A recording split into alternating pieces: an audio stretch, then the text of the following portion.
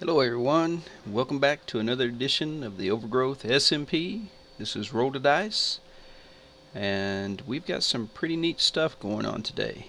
I like the way that sugarcane farm looks in the background up on those stilts. It turned out pretty decent, and yeah, let's go take a look at the exciting stuff though. Come on, Glitch, here you go.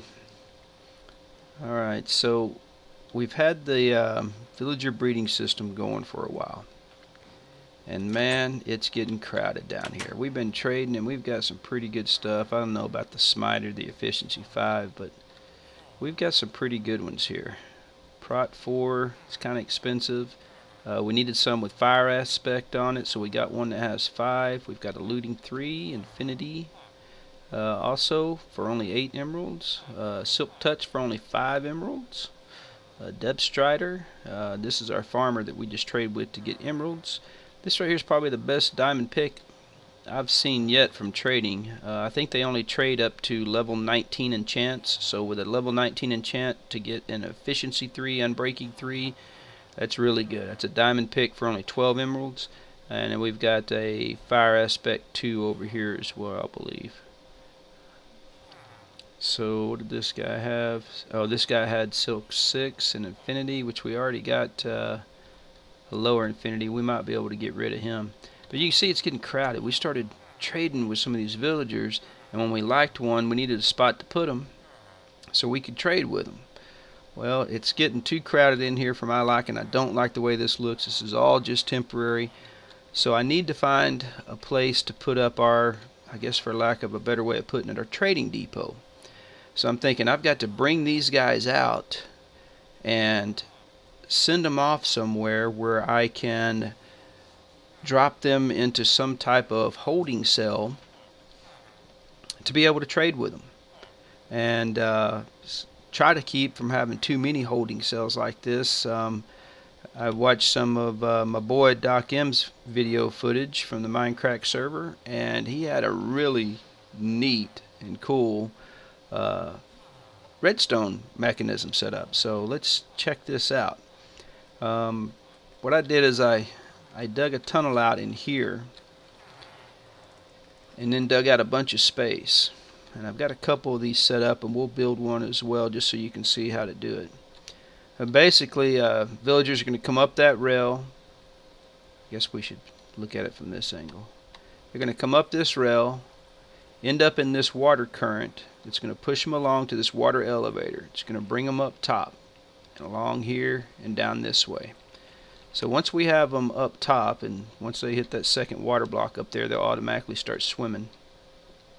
They're going to travel along until they get to this area. You can see I'm missing a block there, and the villager will drop down in and land on this slime where I can trade with him. Now if this one's already full and I want one in the next one, then I have to have a water current up top so he will swim over that empty spot. So we've got this string bud switch. Bud switch is a block update switch. That's what bud stands for.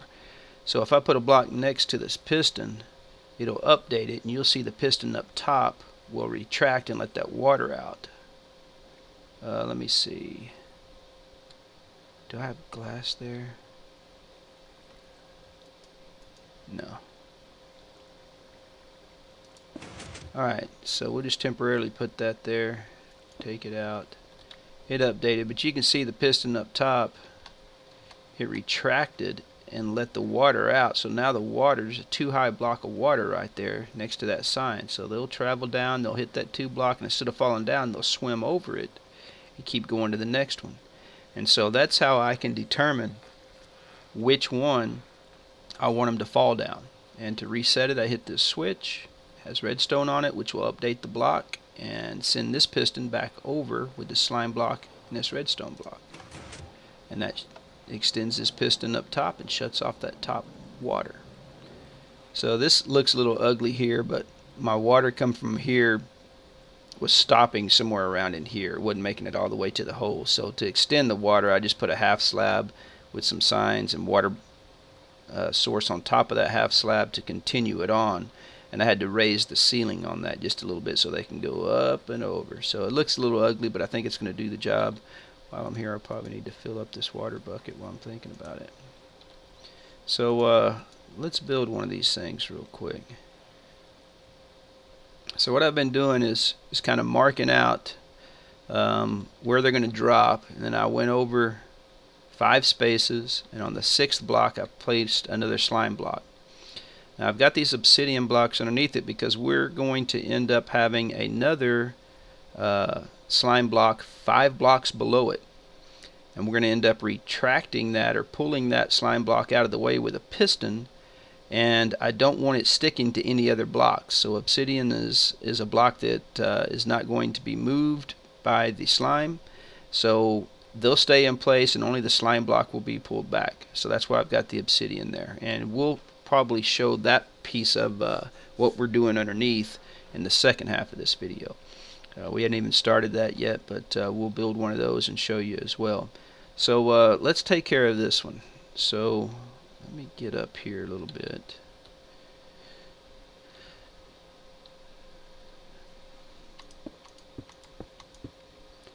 So what I've got is I've got this stone brick is where the water flows on it. I've got one place knocked out that's right above the slime, and I place a sign on the back wall above it. That's going to stop the water from here. When this piston pulls back and lets this water flow down, it'll stop the water from dropping down this hole. We're going to place a piece of string on the bottom half of this back block like such. And then what I need to do is put a piston in front of it. So I'm just going to put a temporary block there. My pistons are in my hotbar already, and I'll aim at the side of this, and we'll have it facing out like this. I can remove that block. Then we're going to put a slime block on that, and then we're going to put a redstone block on top of that slime block like such.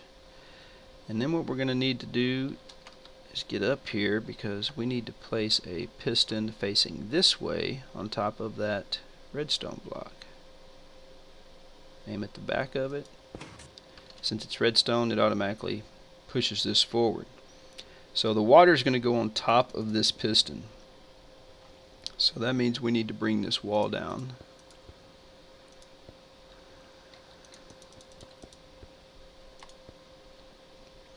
And the roof.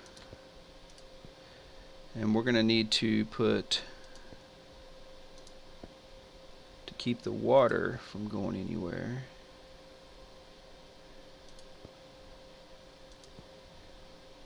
To encase it, I should say. Let me bring this down one. Put that there. So now we will extend the roof. We've got water that should be trapped in there like such. When that piston falls back, it's going to, we need to see how that's going to work. I think I'm missing a sign back there, because I don't want the water to flow back that way. So yeah, I'm going to drop down in there and fix that other one. So what we're going to end up doing, I'll show you. I'm missing a sign back there on that other one. We're going to have to put a sign here, so when this water flows out at this level, it doesn't go backwards. It only flows this one direction, and it keeps the villagers moving along the water stream. So I will need to come back here. We'll just drop in here and put another sign right here.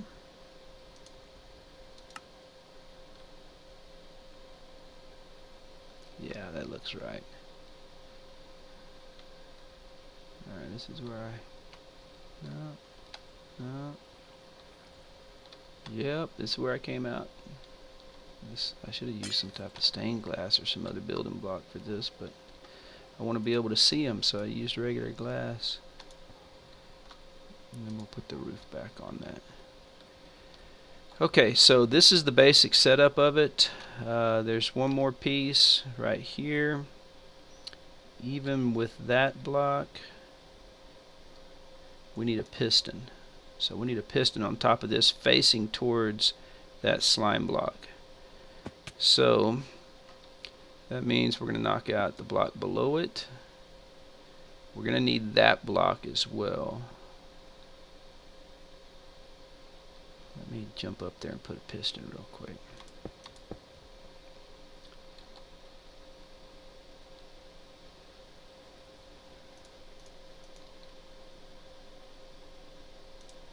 Oops, that didn't work out right, did it? Maybe I'll go up one more block. Make sure we get this right. Is that right? Nope, it needs to go back one more. It needs to go where that block is. Oh, block lag. So I need it where that block is right there. So I need a block on the back side of this. Like that.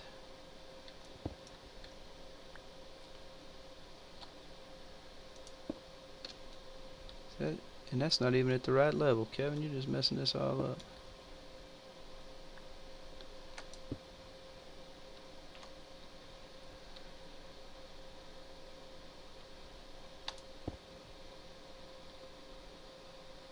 Okay. Check the hard way.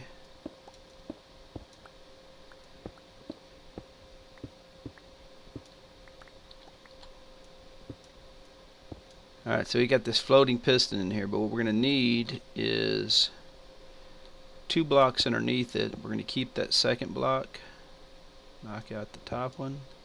I need to put some redstone on top of that. Give me that block back. Some redstone dust, and then we'll put a button on here. Alright, so if we update this block by putting a block next to it, it should retract that piston and let the water flow out only one way, which is what we want. And I still need to get a water source block there to continue it down. So I didn't have my sign in there. That's not good. Alright, so if I put a block next to this one to update it, that should retract the top piston and let the water flow. Here we go. We can knock that block out. See how that works. The water flows. I just got a stopper there right now. Alright, and to reset it, we hit this button that pushes the slime block over, which the redstone block sticks to, back over into this position, and we'll close off the top piston. And then it will shut off the top water source. That will allow them to fall down. So then it's just a matter of bringing the tube down.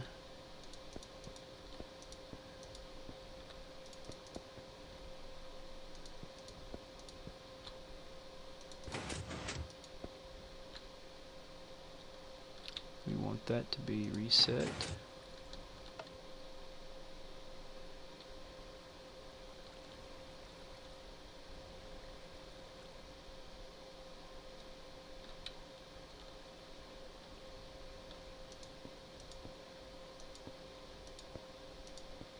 Like so, and I think I'm going to put some half slabs in here so I can still trade with them, but it'll keep, if there happens to be a baby zombie villager or something like that, they can't get in there and mess with them.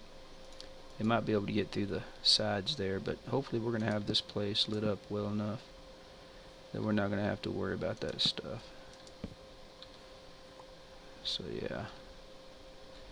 So that's basically how we build one. Let's see how it works.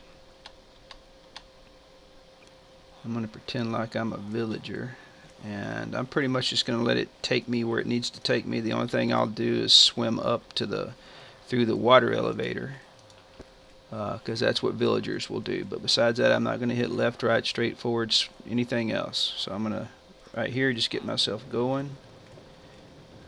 Hands are off. It dumps me over. Just carry me along, and right here is where I would need to swim up. So I'm just hitting the space bar till I get to the top. I let off it.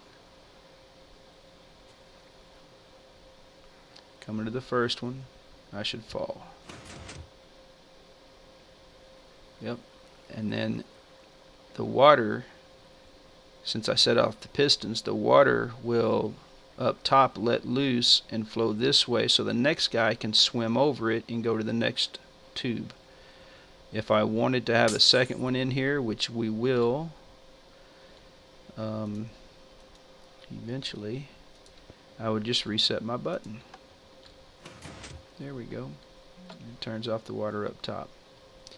So that's pretty much it in a nutshell. I'm going to finish building some of these out. I'm planning on having 4 on this side, 4 on this side, maybe 1 or 2 on this end, depending on how it works out from a water flow perspective and room. I need the room. I want to have plenty of room in here to walk around on this, because I am going to have to dig out a little bit underneath them. And I'll come back and show you when we got that finished, and then we will take a look at what we need to do underneath, and then we'll test it out with an actual villager and make sure it all works. We'll be back in a little bit. Thanks. Alright, welcome back, guys. So we finished putting in all the upper systems that control which tube the villagers are going to fall down. And we've got a couple of test villagers in here already. You can see the water channel. It goes up when this slime block is on this far piston. That allows this piston to retract and let the water out, which means villagers will swim up and over this hole and go on to the next one. Right now I have all these opened up. I did not put any down here as it would have been too congested. So we've got 4 on this side, 5 on this side, and the last one I don't have an upper system because there's really no need to control them going anywhere else. I'm not going to bring them back in a loop or anything like that like Doc M did. If I need one down here, I'll just send them down here. So we've also been playing around with some different glass color because there's just so much glass in here, and we'd kind of want to give it a little bit of color. Playing around with some backgrounds for the wall color, things like that. So we've finished it out, we've tested it, and it all seems to work just fine. Excuse me. I can tell you we did have a problem with the villagers being thrown out of the minecart using the activator rail. Don't know, we can't see that from up here. Let me stack up a little bit. So when our villager collection area is just on the other side of this wall. We brung them around, came up here, we got a powered rail, we got a detector rail, and then we had an activator rail here. And the activator rail was actually throwing them out of the cart, but it wasn't throwing them to the side. They were just popping them straight up and they would come straight down. They weren't in the cart, but they weren't going anywhere either. They were just standing there. So we modified this a little bit, and we put a powered rail here after the detector rail, so that, and we also have a switch to keep it on, so that way the minecart will bounce back. And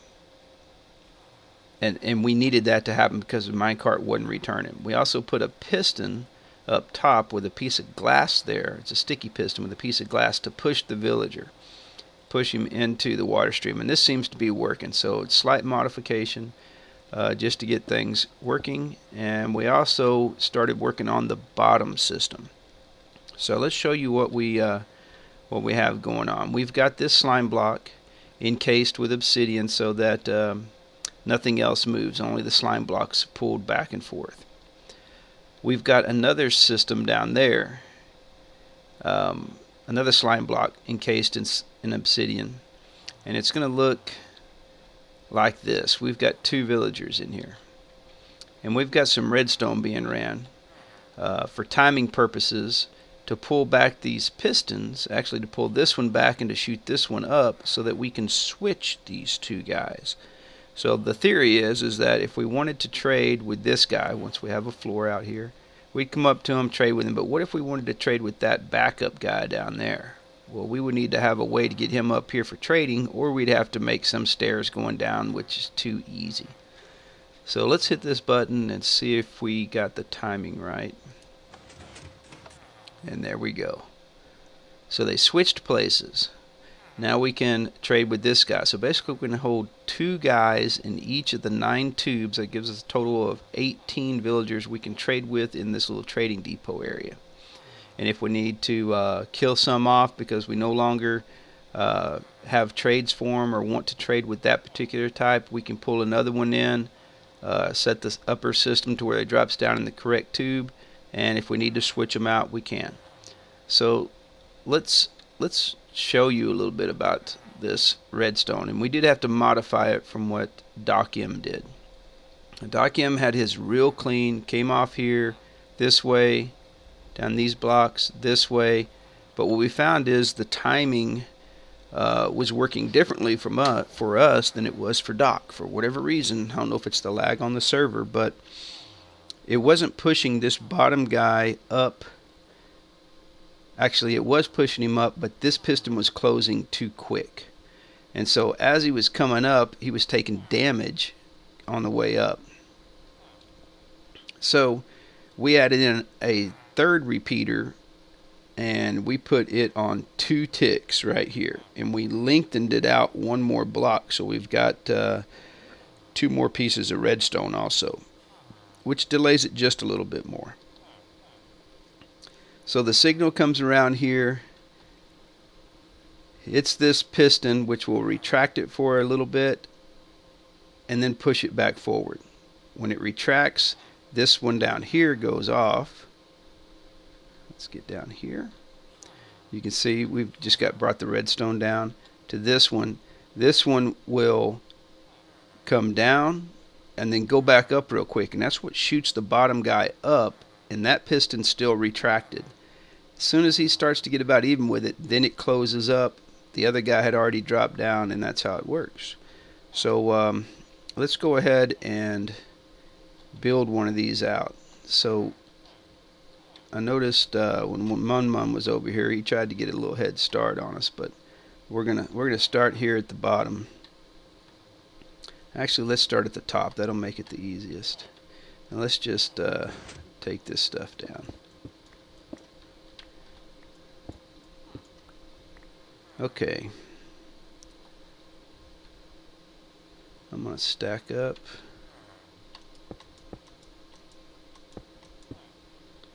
First thing we're going to need to do is we need a block here to the left of the bottom glass block and just above the obsidian, and we need to put a button on it. This is what we're going to push when we want to switch them out. Now we need to bring a redstone signal down. Let's get rid of that redstone as well. So get underneath this a little bit. We're going to put us a temporary block there. We'll bust that out. Alright, so what we're going to do is we're going to end up putting a repeater. As you can see, we got a repeater there. We're going to come out 1. Actually, we're going to come out 2, I believe it is. Yeah, let's see how we're going to do this. We actually need to come down 1 here.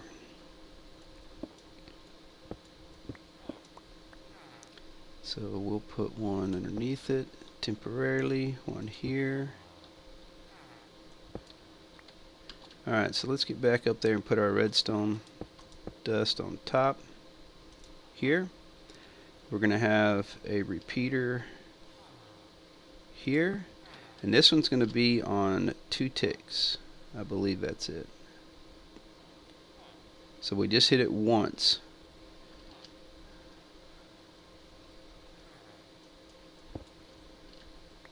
Let me build out this way a little bit. Alright, we're going to bring this signal out and that way. We probably don't need that there, but we're going to put it there anyway.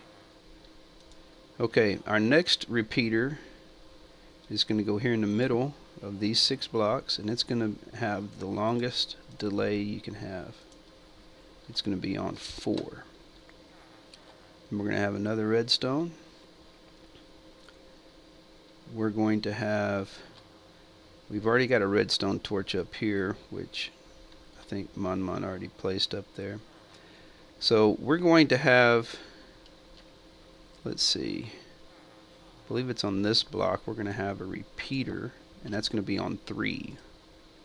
So we're going to hit that twice. We need to bring a redstone line down.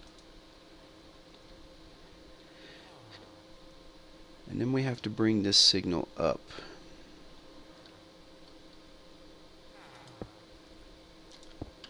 And we need a piston, a sticky piston here. Let's see, we got some of those? Yeah. Alright, we got our sticky piston. So once we put this piece of redstone on there, that should push out. Yeah. And that's what we want. Now we're going to carry this signal from here down. So let me just knock this out so I have a little room to work. Bring this down, down, down, down, and down. Now what we're going to do is put redstone dust on top of this.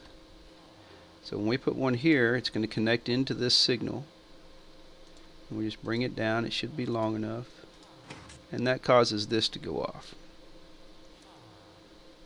Now, when it's raised up, we need to put the obsidian around it. We don't want this block to be pushing any other blocks around. And at that point, it's pretty much done. All we need to do is bring the glass tube down. And from there, it's good. They'll be enclosed in. And the button, which we can't hit from here.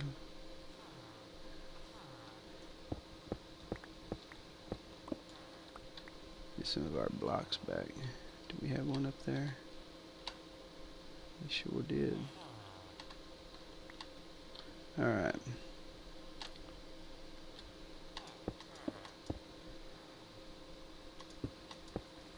So if we hit this button, we'll see this piston be pulled back that way. This piston will drop down. So it happens pretty quick. Let's do it from this angle so you can see them both. And that's the timing that's needed to drop the top villager down, push the bottom villager up, and have this closed so that he can land on the slime block and not take any damage. And this guy will not bounce back up through it. So what I'm going to end up doing is I'm going to finish putting these in. And I'm going to go ahead and fill the floor in so that it looks a little cleaner and you can't see everything down there. I'll make sure it's lit up real good. And then we'll start getting some villagers in here. I'm going to kill these guys off because these were just test guys. We don't really want to trade with them. I'll double check the trades, but I know that butcher we sure don't want to trade with. And then we'll get the villagers we want in here, and this trade depot will be in business. So we'll see you in a little bit. Alright guys, I'm back. So we've finished putting in the bottom sections, and we went ahead and brought some of our decent trading villagers over. We ran them up through the system, started out here, let them come all the way to the end, dropped 2 down. We tested it, make sure it works. It does. He'll switcheroo. I still need to change out this glass with the gray glass, light gray, I think is what we're going to go with. And I think I'm going to go with the iron, not iron, but the stone brick, the nether brick behind it instead of the wood. But that's still to be determined. That's all cosmetic stuff as far as the wall goes, and that can all be done later. We've got nothing but librarians on this side. We've got 8 so far. We're going to have a total of 10 because we're going to put 2 here, but I don't have 2 that I really want to put in there just yet. So I'm going to keep trading until I get them, and then I'll send them through the system. These 2 right here are going to be blacksmith, or of the blacksmith profession. So are these 2 that are going to be in here.